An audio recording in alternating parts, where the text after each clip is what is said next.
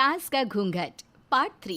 अब तक हमने देखा कि देविका की हालत बहुत नाजुक है, लेकिन घर के आदमी उसे डॉक्टर के पास नहीं जाने दे रहे और जोगिंदर ने घर के मेन गेट पर बहुत बड़ा ताला लगा दिया है।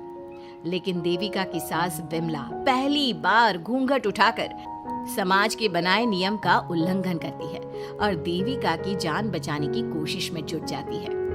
मैं भी देखती हूँ मेरी बहू को डॉक्टर के पास जाने से कौन रोकता है। देखो सचिन के बापू, दरवाजे की चाबी दे दो मुझे। तुम्हारा दिमाग ठिकाने पर है, पहले सर पर पल्लू रखो और अंदर जाओ। आज तक मैंने आपका हर गलत फैसला सर झुकाकर स्वीकार कर लिया, लेकिन आज मैं आपकी एक बात नहीं सुनूंगी। मुझे मेरी बहू की किसी भी कीमत पर जान बचानी है। मुझे चाबी दे दीजिए। पिताजी, माँ ठीक बोल रही है, चाबी दे दीजिए ना, नहीं तो देविका नहीं बचेगी। देविका मरती है तो मर जाए, लेकिन यह दरवाजा नहीं खुलेगा। तुम सारी औरतों को इस देविका नाम की बीमारी ने पागल कर दिया है और इस बीमारी का अच्छी तरह से इलाज करना आता है मुझे। वीना बेटी, सुजाता बहू, जाओ अंदर से देविका को लेकर आओ। विमला ये बोलकर अपने पति के हाथ से चाबी छीन लेती है। तभी महेंद्र विमला का हाथ पकड़कर चाबी विमला से छीन लेता है। भाभी, घर के मर्दों से टक्कर लेकर आप अच्छा नहीं कर रही हो, ये इस घर के संस्कार नहीं है।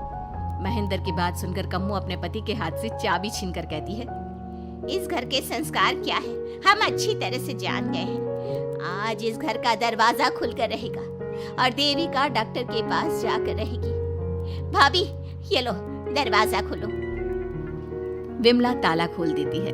तभी वीना और सुजाता देविका को लेकर आ जाती है। घर की सारी औरतें देविका को लेकर घर से जा रही होती है कि तभी सुजाता का पति मोहन उससे कहता है, सुजाता, तुम देविका को लेकर इस घर से निकल तो रही हो, लेकिन याद रखना, अगर तुमने एक कदम भी बाहर निकाला तो वापस इस घर में मत आना। मैं देविका के साथ अस्पताल भी जाऊंगी और वापस इस घर में भी आऊंगी। देखती हूँ कौन रोकता है मुझे। देखता हूँ कैसे इस घर के अंदर कदम रखती हो और कौन तुम्हारी मदद करता है। कानून मेरी मदद करेगा और कारट के दरवाजे हर नागरिक के लिए खुले हैं। मोहन को अपनी पत्नी से इस तरह बात करता देख कल्याण वीना से कहता है, वीना, तुमने देविका का साथ देकर अच्छा नहीं किया। अगर तुम अभी भी इसके साथ गई तो अपना और मेरा रिश्ता खत्म समझना। मुझे कोई फर्क नहीं पड़ता, तुमने आज तक किया ही क्या है मेरे लिए। तुम खुद घर जमाई बनकर मेरे घर में रह रहे हो।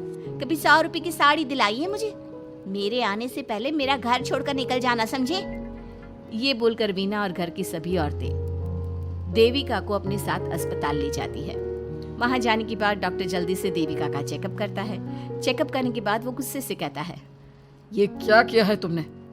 क्या हुआ डॉक्टर साहब? आपकी बहू की इतनी ज्यादा हालत खराब है और उन्हें चोट भी लगी है, फिर भी आपने उन्हें हॉस्पिटल लाने में इतना लेट कर दिया। आपको 3 दिन पहले ही इन्हें हॉस्पिटल में एडमिट करवाना चाहिए था। हमसे गलती हो गई डॉक्टर साहब, लेकिन आप जल्दी कुछ करिए, हमारी बहू और उसके बच्चे को बचा लीजिए। देखिए, अभी कुछ भी कह पाना मुश्किल है। हम माँ और बच्चे में से किसी एक को ही बचा सकते हैं। आप सोच लो किसे बचाना है। डॉक्टर साहब, आप देविका को बचाइए, उससे कुछ नहीं होना चाहिए। देखिए, हमें देविका का ऑपरेशन करना पड़ेगा। आप इनके पति को बुलाइए, हमें कुछ पेपर पर साइन करवाने हैं। डॉक्टर की बात सुनकर सभी औरतें सोच में पड़ जाती हैं। तभी वीना कहती है, डॉक्टर साहब, इनके पति नहीं आ सकते, ये इनकी सास है विमला देवी, आप इनसे साइन करवा लीजिए। लेकिन पेशेंट की हालत इतनी नाजुक है, इनके पति है कहाँ? वो अपने आदमी होने का धर्म निभा रहा है। पति धर्म के बारे में उसे कुछ नहीं पता। डॉक्टर साहब, वो नहीं आएगा। क्या क्या करना है आप मुझे बताइए। थोड़ी देर बाद डॉक्टर देविका का ऑपरेशन शुरू कर देते हैं। जब वो ऑपरेशन थिएटर से बाहर आते हैं तो कहते हैं, आप लोगों की किस्मत अच्छी है, देविका भी सुरक्षित है और उसका बच्चा भी। डॉक्टर, बेटा हुआ है या बेटी? बेटा हुआ है। सब लोग बहुत खुश होते हैं। कुछ दिन तक देविका उसी हॉस्पिटल में रहती है और उसके ससुराल की औरतों ने उसका बहुत ध्यान भी रखा। अब देविका कुछ हद तक ठीक हो गई। डॉक्टर ने देविका को घर जाने की इजाजत दे दी, लेकिन सभी सोच में पड़ गए। हम भाभी को घर ले तो जाएं, लेकिन माँ, आपको घर का माहौल पता है ना, देविका भाभी अभी पूरी तरह से ठीक नहीं हुई। भाभी वहाँ आराम नहीं कर पाएंगी और पता नहीं घर के सारे आदमी हमारे साथ क्या करेंगे। माँ, क्या हम डॉक्टर से बात करके देविका को थोड़े दिन और यहाँ नहीं रख सकते?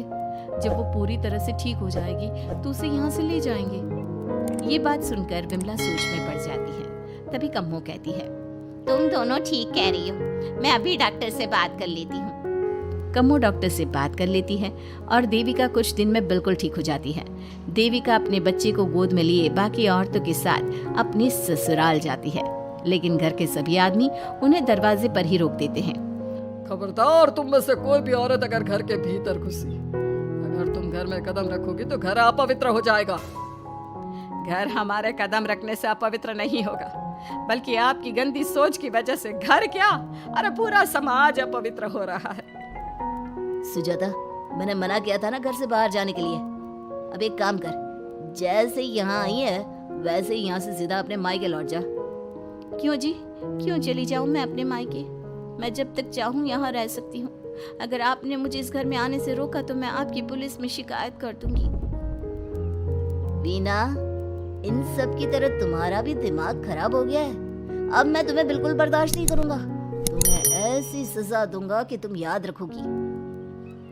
सजा बाद में देना, पहले मेरे घर से बाहर निकलो। खुद पूरी जिंदगी में एक घर नहीं खरीद पाए और मुझे सबक सिखाने की बात बोल रहे हो। देखो बिना, तुम इस घर की बेटी जरूर हो, लेकिन कल्याण इस घर में ही रहेगा। उसने बहुत कुछ किया है इस घर के लिए, लेकिन तुम अब यहाँ नहीं रह सकती। क्यों नहीं रह सकती? इस घर पर मेरा उतना ही हक है जितना सचिन का। देश के कानून ने मुझे ये हक दिया है।